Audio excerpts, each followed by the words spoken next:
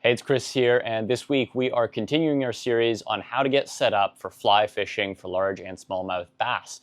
Bass are a ton of fun this time of year.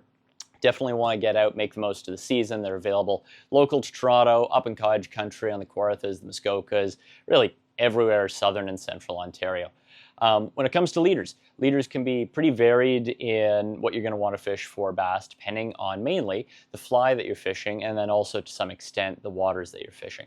So what we mean by that is, as we discussed in our last video, bass will eat a lot of different flies from real small to really big. And so you're going to need a different leader to cast those things. The first thing you should be aware of is that there are different tapers of leaders on the market. So when you're looking at tapered leaders, your average sort of nylon leader is usually designed with trout in mind. And so what that means is that they have a fairly flexible, soft piece of tippet that is going to present smaller flies really well, but they aren't the most powerful, wiry leaders. They don't excel at casting large flies. And that is where bass leaders come in. Most companies will make them. SA and Rio definitely do, and that's what we love. You can also get things that might be labeled as streamer leaders or something similar. They will also do the same job. And what makes these different is that the butt section on them is generally longer and stiffer. So they are a more powerful leader that excels at casting larger flies, and then they tend to be made of stiffer leader materials as well, again, to cast larger flies. Now you can get these are generally nylon. If you're looking for a fluorocarbon option, trying to get just subsurface, the weight of a fluorocarbon, or the density of it rather, will help get it down a little. And so for that, you can actually look towards saltwater leaders. Saltwater leaders, especially if you're a bonefish angler or a saltwater angler, they can be really handy as a multi-purpose bass leader. The same sort of idea is factored into them, where they are a stiffer leader meant for casting in the wind and the salt, but also excel at casting larger flies. And these you can get in fluorocarbon builds if you want to get down a little bit deeper.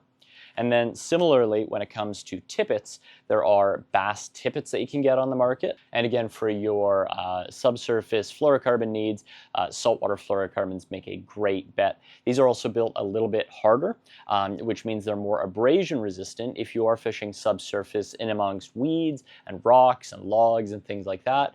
They aren't going to get roughed up quite as easily, so those can make for a great bet for your subsurface sort of fishing.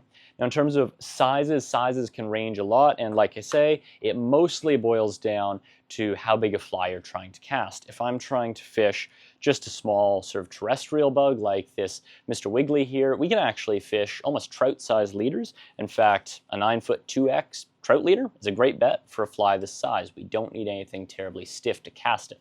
Whereas if you're trying to cast a large topwater like this big deer hair bug, that's got a lot of wind resistance, it's going to catch a lot of air, and you need a very stiff leader to help turn that fly over. And so for that, you're going to reach for something like maybe up to a 16-pound bass leader, even something really stiff to help turn that over. And at this fly size, the fish isn't going to care so much about how thick that leader is because the fly in relation is just so big. And then when it comes to streamers, size does matter, but you also just want to consider how bulky it is.